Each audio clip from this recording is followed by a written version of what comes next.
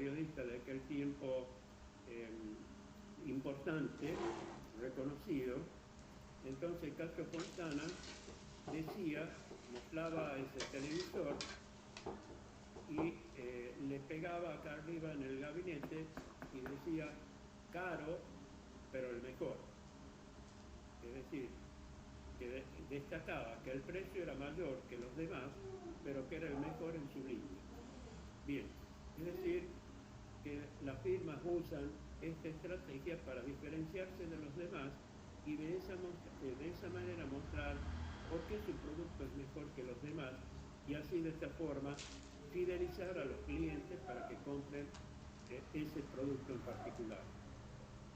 Bien, de allí pasamos al monopolio. El monopolio es fácil de entenderlo, es un único vendedor y muchos compradores. Pero, digamos, eso es fácil de entenderlo. Pero lo que sí nos debemos preguntar, ¿qué es lo que causa para que exista un solo vendedor? ¿Qué es lo que lo motiva? Y así podemos establecer qué causas originan un monopolio. Por ejemplo, que la empresa que comercializa el producto sea la única propietaria del insumo con el cual se elabora ese producto. Obviamente, la empresa no lo va a entregar al insumo a otra para que se transforme en su competencia. En segundo lugar, que la inversión que hay que hacer para entrar en ese mercado es tan importante tan alta, que se transforma en una barrera infranqueable para que ingrese otra firma. Por ejemplo, se me ocurre en este momento la distribución domiciliaria de energía eléctrica. Entonces, una firma que desee entrar va a necesitar cablear toda la ciudad, ya sea de manera aérea o por bajo tierra, para poder brindar el servicio de distribución domiciliaria. Pero, ¿qué puede llegar a ocurrir en el mejor de los casos? Que el mercado se divide en dos. Hay una empresa y ahora serían dos. Y el recupero de la inversión va a ser muy a largo plazo y la rentabilidad naturalmente recién va a ser importante a largo plazo.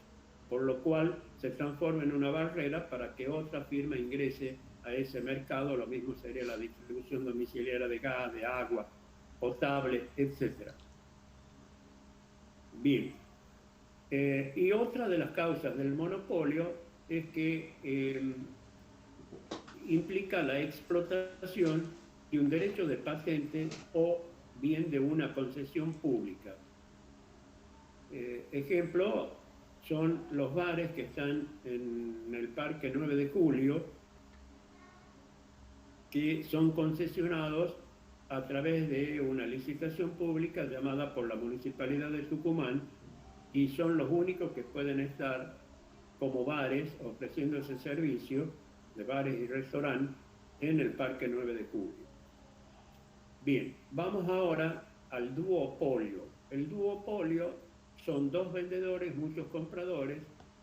Por ejemplo, hace unos años atrás, en la telefonía fija, existían dos empresas, Telecom al norte y Telefónica al sur.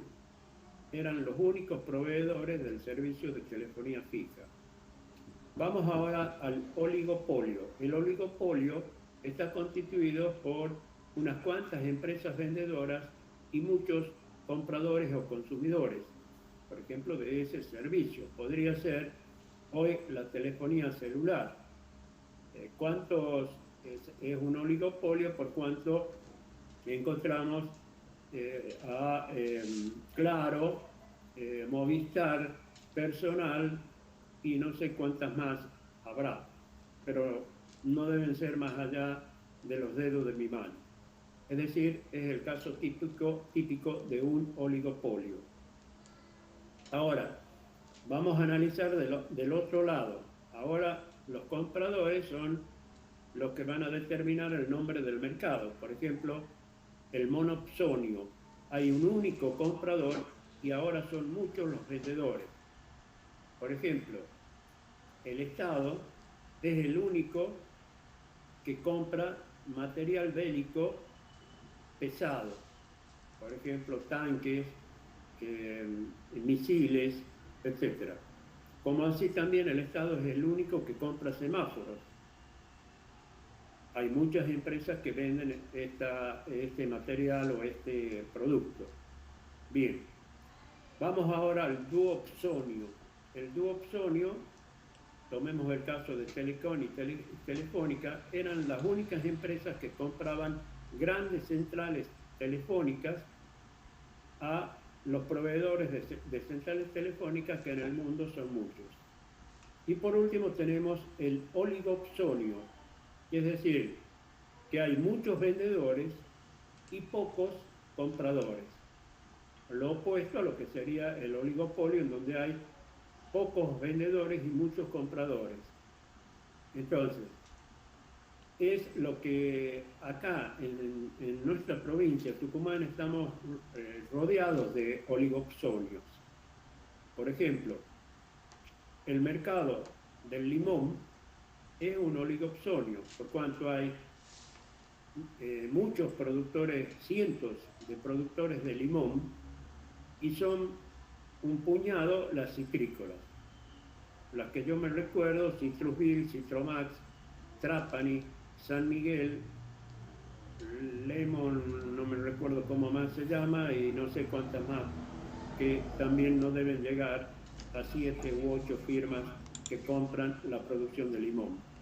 Lo mismo ocurre Argentilemo. con el tabaco. ¿Cómo? Argentilemo, profe, ¿puede ser? Exactamente, Sí. es Argentina Lemon. También tenemos los productores de tabaco, piensen allá en el sur, La Cocha, Alberdi, hay muchos productores de tabaco. ¿Y cuántos son los compradores? Son pocos. La firma como Mazzalini Celasco, y no me recuerdo, Nobleza Picardo, si todavía existe, y alguna otra más. Y también tenemos el caso de los miles de productores cañeros que hay, que es la industria más fuerte que tenemos nosotros. Pero ¿cuántos ingenios son? Son pocos también, es decir, que estamos en presencia de un oligoxonio. Por eso yo les decía de que estamos rodeados acá en Tucumán de oligoxonios. Bien, con eso sí, agotamos el tema de lo que es mercado. Entonces, hablando de mercado, ahora vamos a hablar de las tijeras que intervienen en todo mercado, por decirlo de algún modo. Por un lado está la demanda y por otro lado está la oferta. Entonces nosotros vamos a analizar primero la demanda. ¿Qué es la demanda? La demanda está representada por la cantidad de compradores que habría de un producto a los diferentes precios por unidad de tiempo. Entonces, la ley de la demanda nos dice de que, acá les voy a mostrar, la ley de la demanda nos dice, la ley fundamental de la demanda, si el precio sube, la cantidad demandada por unidad de tiempo baja. Si el precio baja, la cantidad demandada por unidad de tiempo sube. Recordemos que dijimos que los precios son incentivos. Nosotros, los consumidores, ante un precio que baja o que ha bajado, vamos a demandar mayor cantidad de un producto por unidad de tiempo. Lo mismo, si el precio sube, va a ocurrir lo contrario, como por ejemplo con la carne de vaca. Ahora hemos espaciado la cantidad de asado que hacemos debido al precio que tiene la carne. Bien, esta ley, que se llama Ley Fundamental de la Demanda, se cumple siempre y cuando se verifiquen las condiciones que establece lo que se ha dado en llamar el ceteris paribus, que es una expresión latina, ceteris paribus, que significa mientras las demás condiciones no cambien. ¿Qué condiciones no tienen que cambiar? En primer lugar, no tienen que cambiar los gustos o preferencias de los consumidores. En segundo lugar, no tiene que cambiar el ingreso monetario, o en otras palabras, lo que uno gana. En tercer término, no deben cambiar los precios de los bienes relacionados. ¿Y a qué llamamos bienes relacionados? Que los habíamos visto cuando vimos la clasificación de bienes. Los bienes relacionados hemos denominado que son los sustitutos y los bienes complementarios. Los sustitutos son aquellos que reemplazan en el consumo a otros cuando estos han subido de precio. Por ejemplo, sube de precio la carne vacuna y uno lo sustituye por el cerdo, por el pollo, por el pescado, otras carnes, pero también tenemos las verduras, las pastas, los cereales, etc. O sea que la carne de vaca tiene muchos sustitutos. En cambio, los bienes complementarios, el mismo nombre lo está diciendo, son aquellos que se complementan en el consumo. Es decir, que se consumen conjuntamente. El pan con manteca, el jamón con el queso, el fernet con la Coca-Cola, etc. Bien, esos son bienes complementarios. Vamos a ver ahora los cambios que se producen en la cantidad demandada del bien. En la cantidad demandada del bien. Bien, entonces por un lado vamos a poner, acá les voy a mostrar, les voy a poner en pantalla la gráfica de la demanda. Es decir, en el eje de las ordenadas colocamos los precios, en el eje de las abscisas las cantidades por unidad de tiempo. Esto no es una cosa estática, sino que esta demanda puede ser la demanda que se da en un año. Entonces, los precios en el año cambian, pueden subir, pueden bajar, etc. Entonces, vamos a ver los cambios que se producen en la cantidad demandada. Entonces, partamos de un equilibrio originario. Por ejemplo, acá, si el precio es P sub 0, la cantidad ofrecida por unidad de tiempo será Q sub 0, en el punto A, en la demanda. Ahora, ¿qué pasa si el precio del bien cambia? Vamos a suponer que el precio del bien aumenta. Al aumentar el precio a P' sub 0, como consumidores vamos a demandar una menor cantidad del bien. O sea que la cantidad demandada se va a reducir a Q' sub 0. Ahora, si el precio disminuye a P segunda sub 0, al ser un incentivo, al bajar de precio, vamos a demandar una mayor cantidad del bien. Es decir, que en P segunda sub 0 la cantidad demandada por unidad de tiempo va a ser Q segunda sub 0. Pero ¿qué estamos viendo acá? Que cuando cambia el precio del bien o del producto, lo único que ocasiona es que las cantidades también cambian, pero la demanda sigue siendo la misma. O sea que el precio no altera la demanda, lo cual implica que las condiciones que dijimos que permanecían constantes siguen siendo constantes. Los gustos, el ingreso y el precio de los bienes relacionados. Ahora, vamos a la situación en que las condiciones de la demanda, estas que hemos establecido fijas del ceteris paribus cambian. Entonces, veamos los cambios en la demanda. Entonces tenemos los precios, P sub X, acá, y Q sub X en función del tiempo. Entonces, partimos de la demanda original, que está acá, la curva de D, de demanda, no dije que se la simboliza con D, demand en inglés. Entonces, si el precio es P, la demanda va a ser Q. La cantidad demandada por unidad de tiempo va a ser Q. Ahora, el precio se mantiene constante, pero la demanda de este bien aumentó, se desplazó acá a D', D'. ¿Qué puede haber ocurrido? Por ejemplo, que el ingreso monetario haya cambiado y este bien, esta demanda originaria, era la de los automóviles.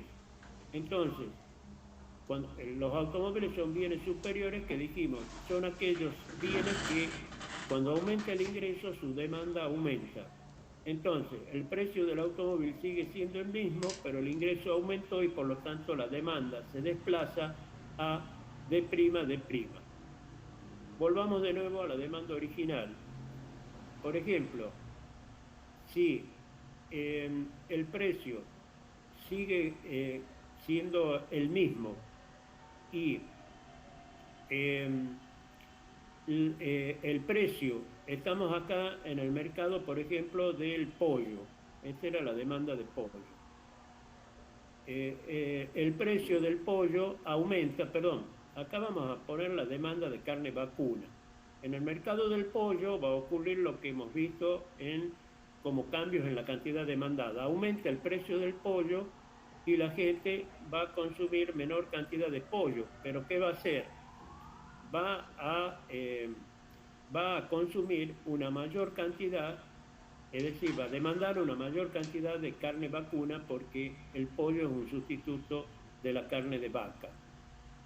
Ahora, si esta era la demanda de pollo, podemos imaginar que si disminuye el precio de la carne de vaca, ya hemos visto en el cambio en la demanda, en la cantidad, perdón, demandada, entonces la demanda de pollo va a disminuir.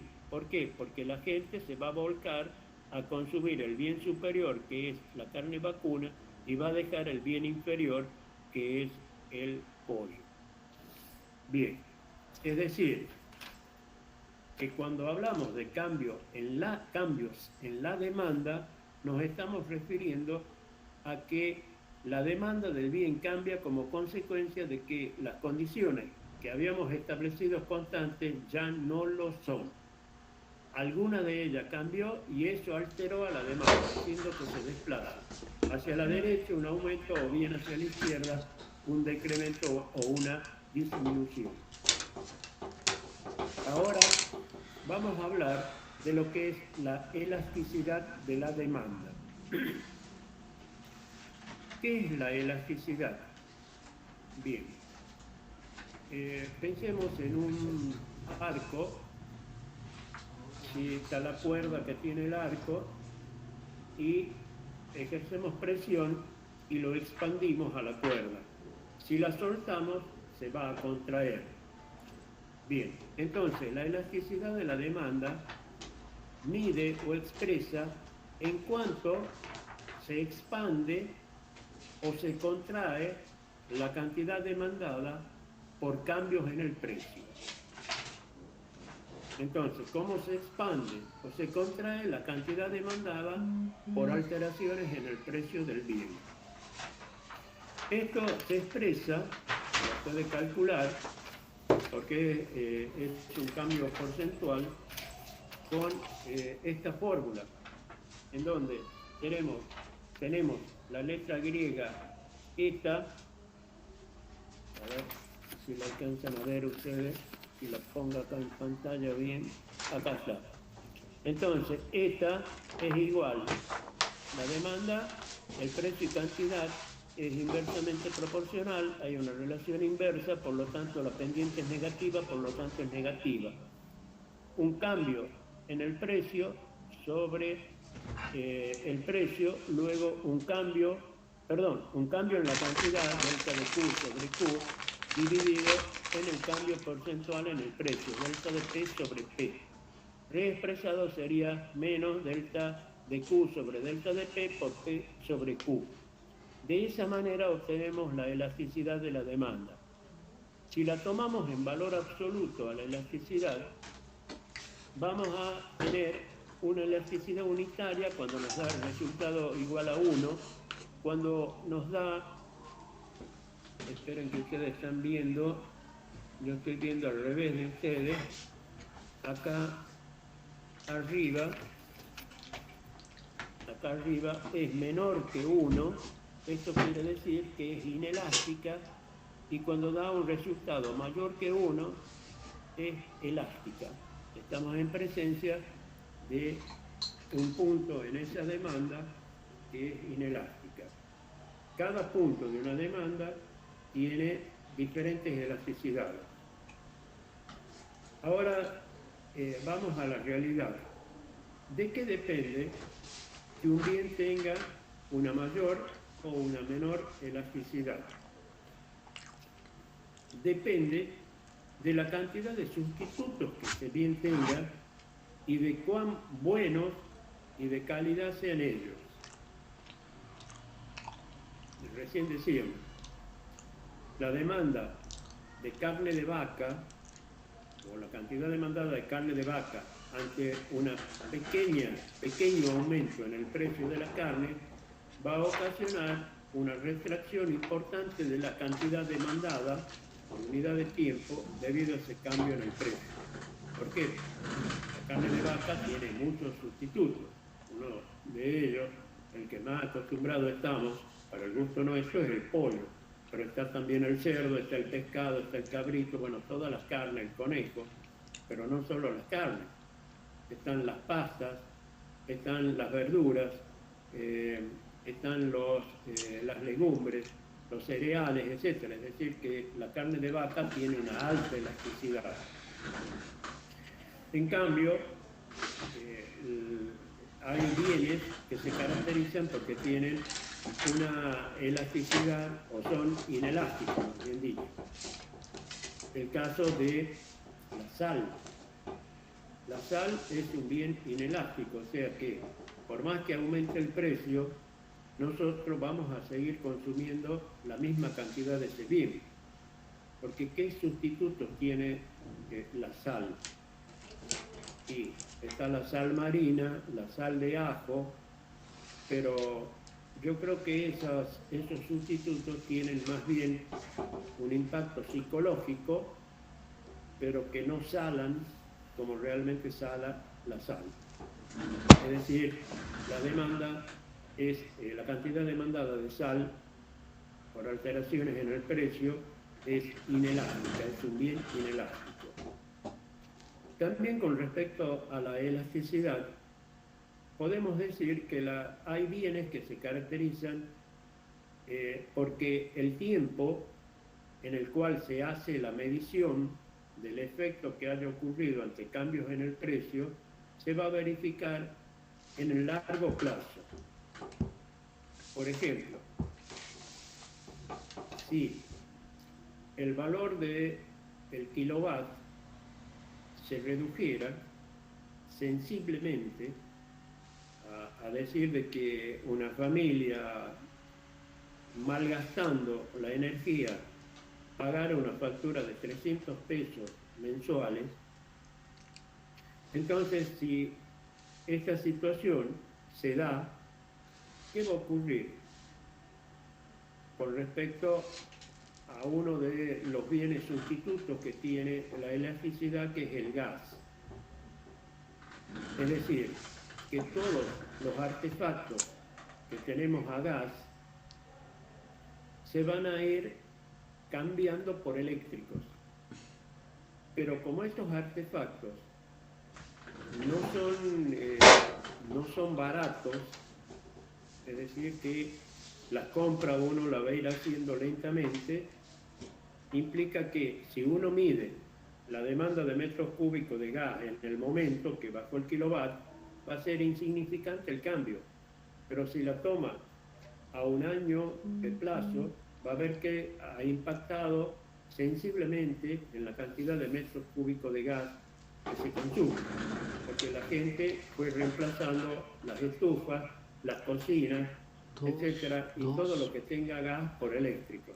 Del mismo modo, si se diera la situación inversa, también ocurriría lo mismo con respecto a la electricidad. Es decir, que el tiempo también en algunos bienes importa. Es el mismo caso del GNC con respecto a la nafta. Si la medición se hacía cuando aparecieron las primeras estaciones de GNC, que la primera estación estaba ubicada en el Camino del Perú, del lado de Yerbabuena, porque acá en la capital había una prohibición de que no se podía instalar ninguna estación de servicio con GNC. Esa fue la primera en el Camino del Perú, casi cerca de lo que es la avenida Perón. Luego, paulatinamente fueron ingresando más oferentes en el mercado, se hicieron más estaciones de servicio, ya se permitió aquí en la capital también, y de esa manera, si tomamos ahora la demanda de litros de nafta comparada, nafta super, por ejemplo, comparada con la cantidad, si los automóviles se hubiesen permanecido constantes con la que existía hace 10 años atrás, y vamos a ver que sensiblemente la cantidad de litros de nafta consumidos o demandados ha disminuido, y como consecuencia de que muchos han reemplazado la nafta por el combustible alternativo, el GNC, el gas natural comprimido. Bien, luego también tenemos lo que se denomina la elasticidad cruzada y la elasticidad ingreso. Acá tienen la elasticidad cruzada. ¿Por qué se llama elasticidad cruzada? Porque estamos viendo qué impacto tiene en la cantidad demandada de un bien, por ejemplo, en este caso, en el bien X, un aumento en el precio del bien Y o Y. Entonces, delta de Q sub X sobre Q sub X va a ser igual a delta de P sub I sobre P sub I. Y eso es lo que denominamos elasticidad cruzada. Si el resultado es positivo, estamos en presencia de un bien sustituto. Perdón, voy a sacar el dedo para que ustedes puedan observarlo. Entonces, si el resultado es positivo, estamos ante un sustituto, y si es negativo, estamos en presencia de un bien complementario.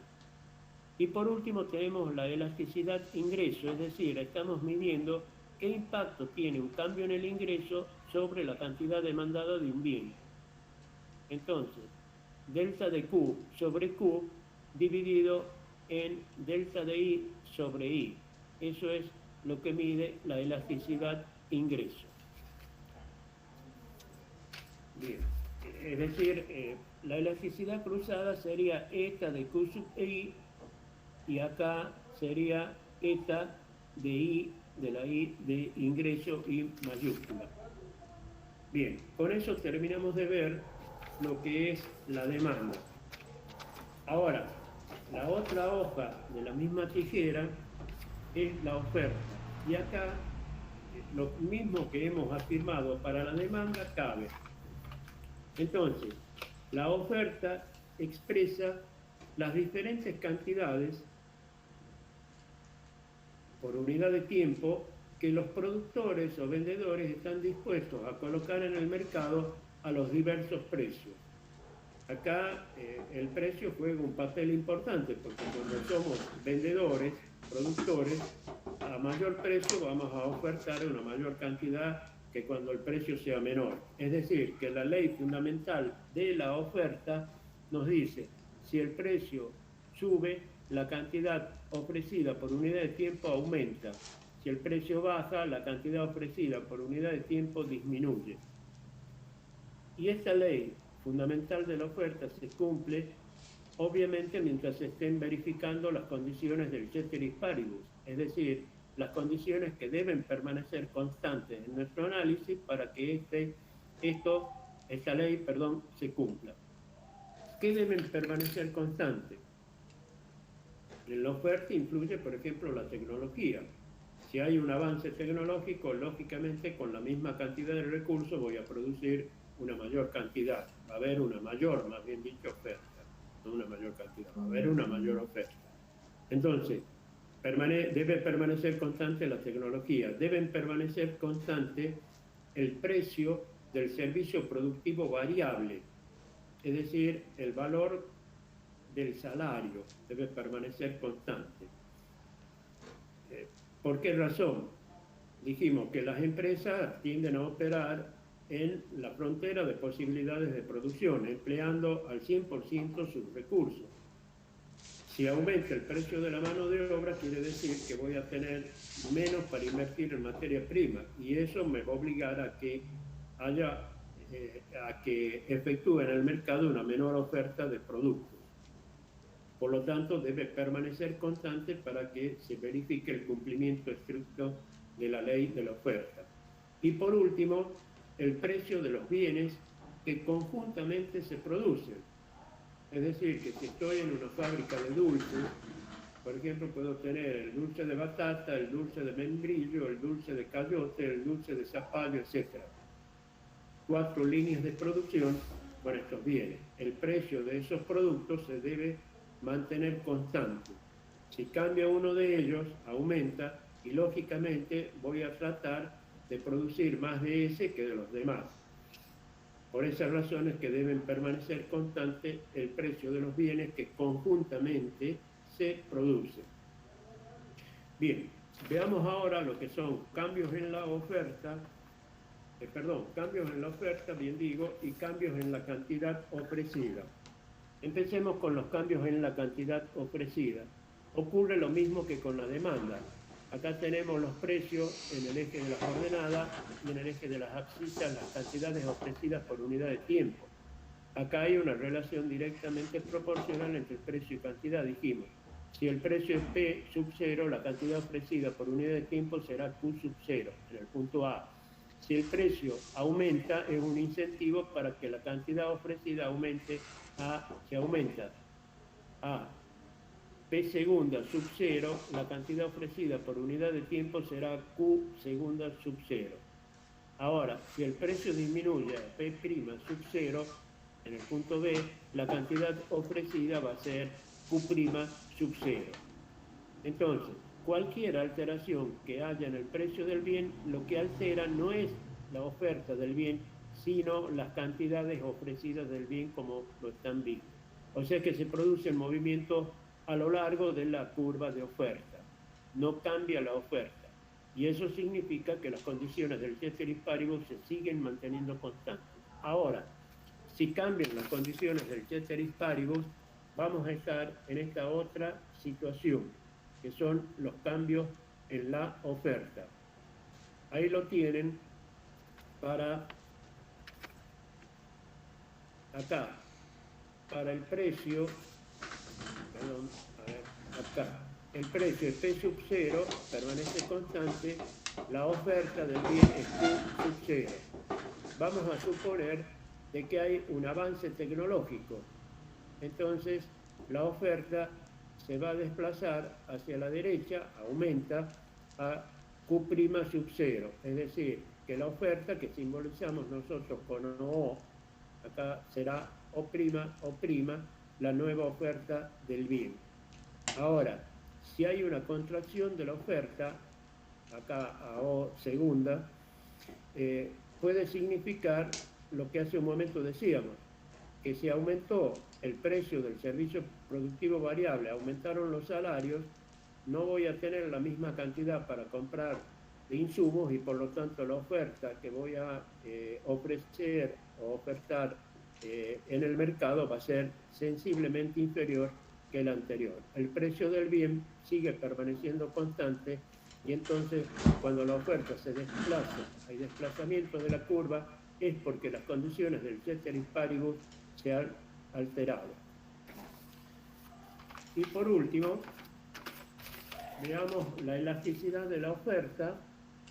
Dijimos que al haber una relación directamente proporcional entre precio y cantidad, es decir, si el precio aumenta, la cantidad ofrecida por unidad de tiempo sube, esto va a ser positivo. Entonces, lo representamos con épsilon y ponemos delta de Q sobre delta de P sobre P, que sería el cambio relativo o porcentual en la cantidad ofrecida dividido en el cambio relativo o porcentual en el precio. Esto nos da delta de Q sobre delta de P por P sobre Q. Esto es siempre positivo, por lo que ya dijimos, y eso mide lo que es la elasticidad de la oferta. Bien, Por eso sí, terminamos la clase de hoy y recuerden que el próximo jueves no tendremos clases debido a que estamos en medio de la semana de la ingeniería que comienza el próximo lunes y finaliza, creo, el día viernes o sábado de la semana que viene. Por lo tanto, aprovechen esto, porque ustedes ya son alumnos de cuarto año, aprovechen las charlas que hay sobre ingeniería eléctrica, que les puede servir mucho para el futuro profesional de ustedes. Nos vemos entonces, si Dios quiere, el próximo 10 de junio. Ya veremos qué nos permite la pandemia o no, para que si alteramos o no el horario, ya lo veremos en función de la conveniencia. Hoy justamente la clase la inicié más antes porque había tomado como base de que hay paro de colectivo, digo, bueno, más el tema de la pandemia, muchos no van a trabajar, entonces ¿para qué esperar el otro horario de clase si nos podemos conectar ahora? No los demoro más, ustedes tienen clases tal vez de otra materia, así que muchas gracias y nos vemos, si Dios quiere, el 10 de julio. Hasta luego. Gracias, profe. Gracias a usted. Hasta luego. Hasta luego.